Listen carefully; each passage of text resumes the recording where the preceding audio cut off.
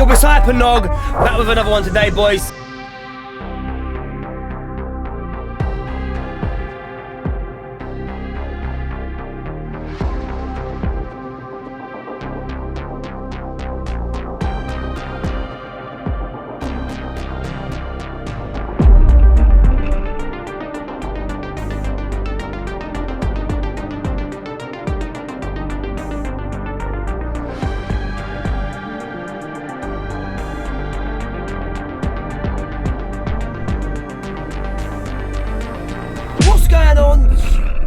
Absolute nut jobs. It's HyperNOG. Ahoy, ye scurvy buggers! Now, not only in this video am I going to be showing ye absolutely everything you need to know to get your very own Toe-Biter Buggy, I'm also going to be giving you a full guide on making a build for the Toe-Biter Buggy, just so we can girth max to the fullest, making it the strongest you can. So we're going to be going over where to find the proper Toe-Biter, getting ourselves a Toe-Biter egg, then we're going to be finding the optical disc that you need in order to craft the Toe-Biter saddle, going over all the mats it takes to build that, and the nest. If you've already got your own Toe-Biter Buggy, well, stick around to the end because, like I said, we will be going fully yoked girth with a build for the girth biter herself. Okay then, mateys. Sound like a squashbuckling idea? Oh, yeah, hey, kept daring. Alrighty then.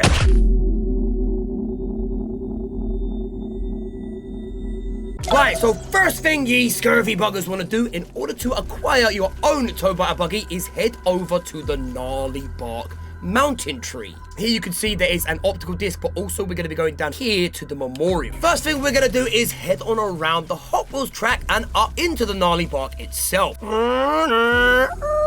So what I like to do when I can see the Gnarly Bark rather is hop, skip, and jump off the end of the Hot Wheels track right here. Then if you get right close to this edge, you can just jump up, go back and around. Then we can jump up here. Obviously, you can go whatever way you want, but I just find this route easiest. Follow the mushrooms up to the Gnarly Bark. Then once we're up here, we're going to see the entrance into the back of the Gnarly Bark rather. No, you all weaver can't come in the tree with you, so sadly, you're going to have to leave it behind. But once you hop, skip, and jump up inside, you can just call your ant buggy. Can I get a ride? Hop on the back of your ant buggy and make your way up the tree. As you can see, I'm doing right here. Spiraling upwards and around. Go. Careful, because there are a lot of hostile creatures in here, bro. But as you can see, we're going to make our way out here, over to these little matchsticks over here that have been used to light the candles. Now we're going to come over to these shrooms on the side that we want to make our way around and inside the Gnarly Bark. Careful of the rust beetles up here because they will absolutely be spewing tang everywhere and you will get puckered. Here you're going to find an optical disc. You may already have this, but if you haven't, here it is on the floor. Pick up the Gnarly Bark Aquatic Optical Disc. Then you will see the mission go toe-to-toe biter. Now you are ready to hatch your very own Toe-Biter fine and unattended egg to incubate in your hatchery. And it tells you to head over to a ranger station to buy the Toe-Biter Buggy recipe. But we're not finished with the Gnarly Bark yet. What I suggest doing is actually going all the way to the tippy top of the Gnarly Bark tree. Just going to head up this way here until you see the pupa hanging. Then we're going to swing a 180 over onto the shrooms, do a little bounce, bounce, bounce, and go around to the left. And it's going to bring us out at the very top. Here, we can jump off of our ant buggy and we can pull out our orb weaver buggy. Now that we're ready for pickup and Orby Orbs one has arrived, we're going to head over to the back end of the tree and we're simply just going to jump off and start muck gliding. We're heading down now to the memorial. Oh, falling with style. So here we are now over at the memorial. As you can see, rather, that is the photo frame, and there is a cute little firefly here as well. Ah! Wake up, baby! Set him on fire because he wants to fly, and goodbye. Now, where we're actually gonna head is behind this portrait right here. You can see a little green glow from the slime stalks, but also there's a little clue. There's a Toe-Biter rather. On we go, clearing out the Toe-Biter Nymph as we do. Get in, nice, stun, stun, stun, done, done, done. Then when we're at the cave entrance, I do advise putting a save down. I'm also gonna go ahead and eat my lavagna, and I'm even gonna eat a mac and bees. I'm gonna be rocking the entire praying mantis and is set just for the woozy reduction and the venom reduction. And I'm going to be rocking the Dozer Ashmore hammer and the horn shield along with the King Dozer trinket. If you don't know, the Toe-Biters are weak to spicy, so we want to put some spicy damage in. But once you pick something spicy and you have a bit of woozy and venom reduction, can obviously put Mithridesium on. And if you want, put the Blazing Belcher on for a little bit of spicy. Once you've done all that, jump down the hole, and there you're going to find the Papa Toe-Biter. Weaknesses: spicy, resistances, gas immunity, fresh, slashing, venom, and water, and its weakness is its rump. Here you can see it just waiting ominously in the floor for you. And of course, we need to fight and slay this beast to get ourselves a Toe-Biter egg. On guard, ye Toe-Biter! You Papa Toe-Biter! Use the time when it blocks to charge up and attack. Watch out for its big spin attack. Oh, look at the spicy sizzly goop we got in there. It definitely is very aggressive, and as you can see, it gets in loads of different hits, and it has that spin attack. Luckily, I managed to get in and absolutely decimate it with the spicy, sizzly energy of a HyperNOG. But it also will spawn little Toe-Biters around it if you give it the chance. As you can see right there, I just went back to show you, it will spawn in the little buggers, and if you're not careful, it can get really on top. Obviously, we're going to go ahead and loot Papa Toe-Biter. That's going to give us Toe-Biter Claw, Toe-Biter Head, and Toe-Biter Venom. And as soon as it blows into a million pieces, and then eventually it starts to Thanos click phase out of here, it's going to drop the Toe-Biter eggs. Now, first thing you want to do is actually call over your red and buggy boy. Oh, Rice! Jump on the back of your buggy boy and press carry to hold one egg, and then press nab to take the second. Now, if you want to make your way out of the Papa Girth Biter's lair, there is actually a cave rather. Be careful because it will make you fall down, and you're going to end up under the Gnarly Bark Tree in the roots. Be careful down here. This is highly treacherous, full of wolf spiders, scorpions, cockroaches, absolutely everything. Don't fall down there. Do a little 180. As you can see right there, that is how we're going to get out. But, like I said, be careful because there is literal scorpions who live here and will munch your billy hog off. But if you do come out here, just make your way down to your left and you're back at the memorial. And then we're going to start making our way to a ranger station. Now, a little bit of girth on toast pro tip right here is to go actually into your buggy's inventory and deposit all, or at least deposit all of the stuff that you would drop if you died. Then we're just going to go ahead and give up. I know, right? I tell you never to give up. Then we're just going to respawn at nearest outpost. That way we can just run straight over to a ranger station, pop that optical disc in rather, jump in, go to the science shop, and there you can see the Toe-Biter buggies. This is going to give us the saddle for the Toe-Biter and the Toe-Biter Nest. And in order to craft both of them, we are going to need 10 horsetail stems, 1 koi scale, 7 sunken bones, 6 cattail fluff, 4 pond moss, 3 lint rope, and 5 algae. Now, one thing before we go over and get all of those resources in the pond, I do actually advise you go back to your base and, well, call your buggy. Now your buggy will turn up with both of the eggs that you gave it, and you can simply have them drop them off right at your base. I just used a Gnarly Bark PTS to get me over to my base because my base is over here in the Park Bench outpost, and then I called him over, so I haven't got to run on its back all the way over here, making it 10 times quicker. This way we can go ahead and get our Toe-Biter egg and put it in the egg storage while we go collecting resources. Also, your buggy will have all your inventory on as well that you put in there earlier, so don't forget to take that all back as well. Now, a few things you're going to need, mateys, in order to go ahead and get all of these mats: tier 3 Omni-Shovel and actually the tier 3 Omni-Clipper. Shovel for koi scales, tier 3 clipper for pond moss. Now, assuming that you've unlocked a PTS over in the pond, you are of course going to fast travel down the PTS over to the skunk pond to go and get those mats. So in order to get the tier 3 Omni-Shovel, you are going to need snake scales and 2 green shield bug parts. And for that, we're going to head over to the bayou biome. While we do, we're also going to be looking out for cattail fluff. Now, this stuff is absolutely everywhere, especially over in the bridge biome, the bayou biome. Essentially, it's that stuff right there. Now, the reason that we're coming over to the bayou biome, of course, is to get those green shield bug parts. And these suckers are weak to fresh stabbing. So if you've got a fresh spear or fresh arrows, make sure you wear woozy protection because they will wooze you up and you will lose control. If you kill them near the water like that, make sure you grab their parts before it ends up in the water and waterlog so you can't use it. Just like I was explaining. Bug glue is water damage! Now, cattail fluff is all over the bayou biome, as you can see them right there. And if you come over to their base, you can actually go ahead and just chop them down, just like that. Ah! Try not to do it in the water because that's long. There you go. Then you can just go ahead and chop. But the next item that we're going to get from over in the toxic bayou biome is the horsetail stems. These are just like normal stems. You can just go over and chop them until they fall. The only real difference with these stems is that they go straight in your inventory rather than having to carry them around. So once you grab 10 horsetail stems, 6 cattail fluff, and those spring shield bug parts, head back over to a ranger station. Go ahead and get that tier 3 Omni-Shovel. Now that we've got our tier 3 shovel, we're going to go ahead and get the koi scales and the sunken bones. Now you can find the koi scales all over the pond. We only need 1 koi scale, so get down and grab those. Those are in the pond. Just look down until you see a little orange thing glistening. You will be sure to find one.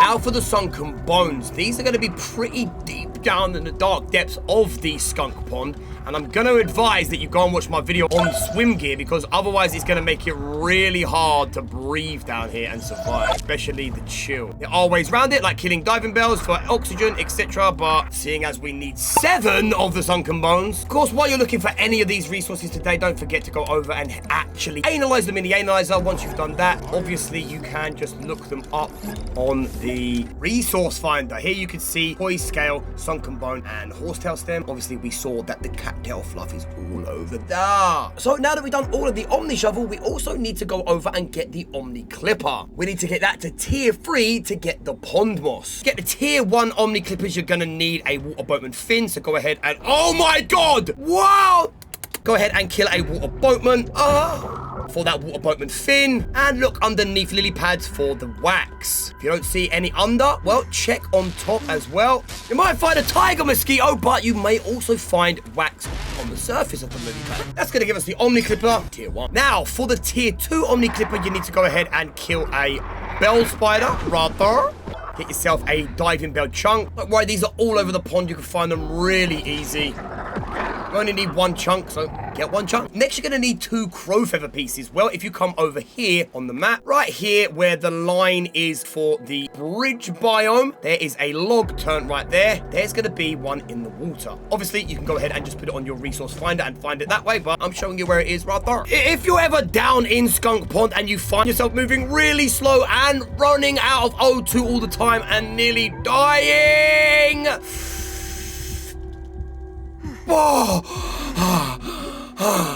don't forget, I have got a full guide over on my channel for the swim gear for the new Into the Abyss update, which is going to give you 2 new armor swim sets that are going to help you out with that greatly. Go and watch the video if you haven't. It will come in heaps helpful, but it's going to give us the upgrade for the tier 2 Omni-Clippers. Right, so now that you've got 9 sunken bones, you need to head over to a ranger station rather, over to your Omni tool, and we can get the tier 3 Omni-Clipper, which takes 1 Toe-Biter claw and 2 sunken bones. You should already have the claw from beating the obvious Papa Toe-Biter from earlier. So go ahead and...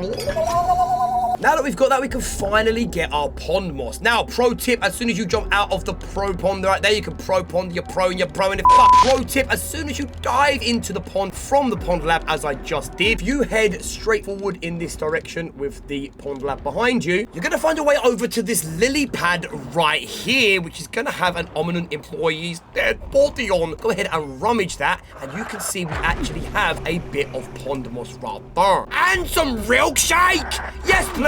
Now you have that 1 bit of pond moss, we can go over to the resource analyzer and analyze it. Go over and search it on the resource finder, and we can see it all around us, the little buggers. Pond moss again is mucho deeper in the pond, so get that swim gear. Also, a small thing while you're over in the pond, you do also want to collect algae. If you don't have that already, you might, but there's loads in the pond now. So now that you have all the necessary mats in order to hatch, go ahead and slap that bad boy in a hatchery and, well, incubate. It's gonna take 12 hours to incubate, just like every other buggy does now. Oh, they changed that, okay? And that's gonna take about 24 minutes IRL. While we're waiting for that bugger to hatch, we may as well go ahead and build the nest. And this scurvy sucker takes 8 horsetail stem, 4 sunken bone, 6 cattail fluff, 3 lint rope, and 5 algae. Go ahead and super build that, and if you can, sleep. Girth. Then we can hatch the little bugger. There it is. Ahoy! Ahoy there, matey! Let's chuck that bad boy straight in its nest so we can give it a fitting name. There you go, girly. 𝗚𝗥𝗢𝗗𝗗𝗗 the Thirst. Welcome aboard, the 𝗚𝗥𝗢𝗗𝗗𝗗𝗗 Bugger. So that was the basic guide to get yourself a little 𝗚𝗥𝗢𝗗𝗗𝗗 buggy, but hey, you didn't come in for a basic guide. Let's step this up to a girthy guide and show you a build for the 𝗚𝗥𝗢𝗗𝗗𝗏 with things like buggy mutations, buggy molar milk infusions, an armor set to double venomize the Toe-Biter, and whatever other girth we can find. Are you with me, you scurvy buggers? Right then, here we are with the little 𝗚𝗥𝗢𝗗𝗗𝗏 bugger, and what I want to do is take a look at what it can do at its base form, so when we do fully yoke it, we have something to compare it to. So straight off the rip, it comes with a 3-hit combo, and the 3rd hit, as you can see, rather, comes with a little spinkle sparkle, rather. That actually means that it is putting in venom. 1, 2, 3. Wait, it does put venom and fresh in there. I thought it only put venom in because it's the only thing I could see proccing, but it looks like that 3-hit combo actually puts both venom and fresh in. Then you can see we have a sweep attack, which is the AoE. When it runs around on land, it gallivants and gallops around like a wee horse, but it's not the fastest. It's pretty comparable to an ant, but the jump is definitely not. The jump is the weakest thing about the little 𝗚𝗥𝗢𝗗𝗗𝗏, especially on land, but obviously this little 𝗚𝗥𝗢𝗗𝗏 is for the pond, the water.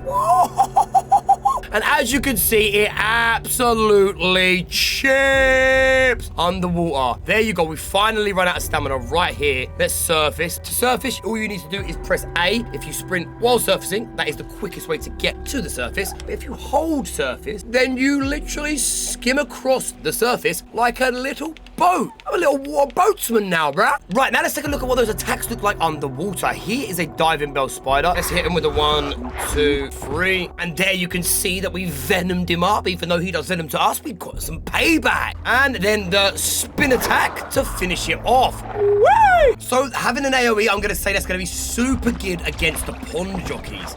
If you could put the venom in early, and then as the swarms come out at you, you hit a little... If you don't get locked onto a stupid flea, because the lock-on system's crap. So when they send it out, boom, you can just sweep. And eventually taking down the little buggers. Yeah, where's your little babies gone? Oh, instantly respawned them. There we go. You can also use lock-on while you're on the back of your Toe-Biter underwater.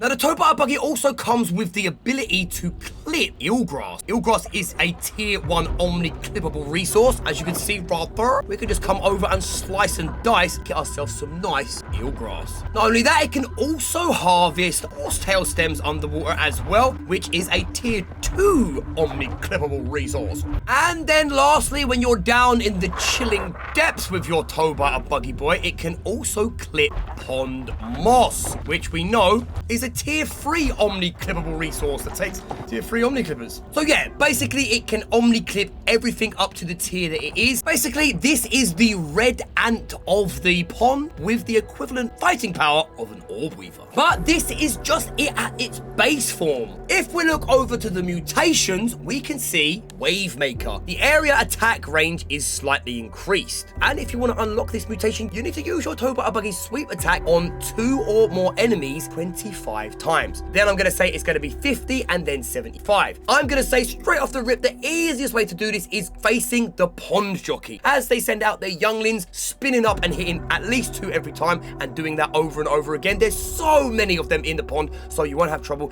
getting this one up. And the range in which your sweep reaches will go from slightly increased to increased. Then the area attack will apply a chill effect. When you spin up and do your little spin dash, it's going to even put chill. Next, we have Elemental Adept. Your cool is rubbing off on your 𝗚𝗥𝗢𝗗𝗗𝗏 Buggy. It dishes out more chill and venom when it attacks. So now chill and venom build up on attack is slightly increased. And to unlock that, you're going to have to kill 50 creatures with the Toe-Biter. Then I guess it will be 100 and then 150 to unlock the next stages. And your chill and venom build up will go from slightly increased to increased. Then you will increase your chance to score a critical hit on frozen foes. So spin up and get that frost in and freezer foe, you're gonna get even more chance to get a crit when you shatter them. Even more chance to get a crit when you shatter them. And then lastly, we have the Aqua Jogger. Your Toe-Biter Buggy's cardio has improved. It can sprint in water for a longer time. Yes! You need to use 75 stamina chunks while running or swimming. Now, stamina chunks are underneath us right now, the green ones that tick down slowly, so that is a way to gauge whether or not you're doing it. So roughly about 10 times exhausting your stamina to get that first initial unlock. And your stamina will go from lasting slightly longer to lasting longer to sprinting in water lasts even longer, and jump height while wearing the diving suit is increased. So we have actually crafted the Girth Biter Buggy for a reason, and it is for when we go into the abyss with the diving suit. Don't worry, guides are coming up. Also, making sure that you max out your moldy milk molars for your buggy is going to help improve its max health, stamina, healing, heal pool and revive, and inventory space. But that's it at a base form. Let's girth max a Toe-Biter Buggy build. Now, straight off the rip, you might think that the Koi Scale armor set is the only armor set that you could wear with this buggy, seeing as it's going to allow you to breathe underwater for longer, and if you hop off your buggy, you're all right to move about quickly, swiftly underwater, and for the most part, you would be right. But if we truly want to girth max the venom potential of this Toe-Biter Buggy boy, we're going to go with the full axle armor. Now, that's going to come with the effects Buggy Criticals. Your buggy has increased critical hit chance with attacks while mounted, which is girth, but the true gear set girth is the dreadful duo. Critical hits dealt by you and your buggy inject venom and erupt into a burst of extra damage. So now we're going to be taking this free hit combo right there, and we're going to be stacking the venom doubly. 2 times venom, which is going to allow us to do more damage. Also, we're going to pair it with the Night Stalker's Fang Trinket that comes with the effect Buggy Vampirism. Your buggy heals when dealing damage. Buggy critical hits heal significantly more. Now that we can put in critical hits and have a chance to heal our buggy, that's going to be extra girth. We have no healing ability like the Lady Buggy mount, so that's going to be something that we try to do a lot. But first, now we have every mutation for the Toe-Biter Buggy fully girthed out to the max. Now, Wavemaker also comes with Cold Shoulder. The area attack now applies chill effects to foes, so that regular spin attack now does fresh. As you can see, all of the mint shards sharding about. And now Elemental Adept is going to come with the effect Ice Pop. Increase your chance to score a critical hit on frozen foes. So if we go back to the Axle Trinket, if we're getting health back from criticals, and now we have an increased chance to score a critical on a frozen enemy, after we do the dash and freeze someone, we can get more health more often. And then lastly, Aqua Jogger is fully girthed out to the max, and sprinting in water lasts even longer. And now with the moldy milk molars fully maxed out, we have 130% max buggy health plus 3 stamina bars. We have 150% healing, 65% health haul on revival, and plus 10 inventory slot. Also, now if we go down our mutations, we can actually choose Pheromone Shot, which gives us perfect bow shots in range nearby buggies, dealing bonus damage for a short duration. Now, you can't get perfect bow shots with a harpoon gun. I did just try. But you can shoot underwater from the surface. So, I get a perfect shot off on this tadpole right there. Light speed. It died, so we don't get a pheromone shot. Admittedly, this is better for on land. There you can see the pheromone shot is in. Now if we hop on our buggy, we're going to have increased enraged damage from the pheromone shot. And I could in fact just go into the water, I guess, now that I am enraged, and have a little bit of extra girth. Of course, it's more of an on-land thing because it's obviously a lot easier to hit people on land with a bow as we can't use it underwater, but girth is girth, and extra girth is extra girth. Also, we could equip Mertine just to help us out, obviously, breathe longer underwater. That is going to help out as we are using the Axle armor, and we're not using the Koi Scale armor set to have the full breadth of breath. But there is one more mutation that you can go ahead and use for your Toe-Biter Buggy girth max, and that is Buzzing Buggy. Your deepening bond with buggies has inspired them to sprint longer. That comes with the effect Buggy Sprint, reduce the stamina cost of sprinting, allowing buggies to cover more ground. And Buggy Hyper Stamina. That's the one we're interested in. Reduce the time it takes for stamina to start regenerating. Right, now that the extra girth is in full effect and we have fully yoked our buggy, let's test it out and see what that means. Let's try out the super stamina and all the buggy mutations being maxed.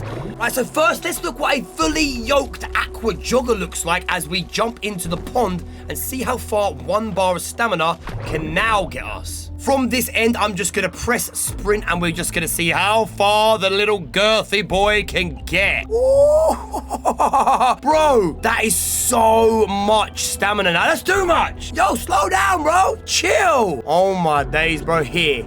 This is how far we made it. Pretty much the other side of the pond. Okay, we hyper stamina'd out of our mind right there. Next, let's take the new fresh spin dash out for a spin. Here we have a tadpole spin, and there you can see the effect being put in actually underneath its health. No! Oh, okay, we got some raw tadpole meat in there. Let's try it on a little water boatsman. There you go, you can see the fresh is in, and then if we go ahead, oh, there you saw the splash of the axle armor as well. Oh, now that's a lot of venom damage. But let's go and actually try it out on the pond jockeys. That's the one we want to use the dash on right now. Oh, yes, cleared them all in one fell swoop. Oh, and another axle venom dreadful duo splash. Let's try that again. 1, 2, 3. Oh, bro, move. Okay. Oh, there is the bro. Bro, the dreadful duo is so good. Let's get a little spin dash. Cleared them all. No, that's crazy. Dead. Raw pond jockey girth. So yeah, that is dramatically different. Also, skimming across the water with this absolute aqua jogger speed demon is insane now. What? No, that's crazy. Oh, here they come. Yeah, you can clear them out so easy. Putting in the fresh is really good to slow down the pond jockey as well. Slow down, bro. The dreadful duo mixed with that frosty ice spin is the one. And as you saw our health there just shoot up as I did the spin, because it did say that we get more of a chance to get critical hit on frozen foes or foes that are under the chill, I guess, because you see our health just shoot up. That is the effect of the Night Stalker's Fang Buggy Vampirism. So I'm not gonna lie, this is pretty yoked with the axle armor and the trinket, obviously now with the full mutation girth. Definitely girth maxing. I didn't know how powerful this was gonna be considering that it isn't an actually aquatic armor suit, but it seems to go together like girth on toast. One thing I am going to add, if you are using this axle armor, obviously underwater, you are at a slight disadvantage. So go ahead and actually craft yourself some more skeet skewers for the veteran diver, just to give you a better chance while you're underwater breathing on the back of your Toe-Biter Buggy. And of course, you can pair that with liquid gills, fluid flippers, blazing brew, in case you get down low with the chill reduction. That way, if you do munch upon and suckle upon all the smoothies and meals, we are going to get 100 seconds of O2, which is so much better. And if I'm off the back, I can actually move a little bit quicker. Obviously, it's not full swim gear like my last video. It is land gear, but it's girth gear,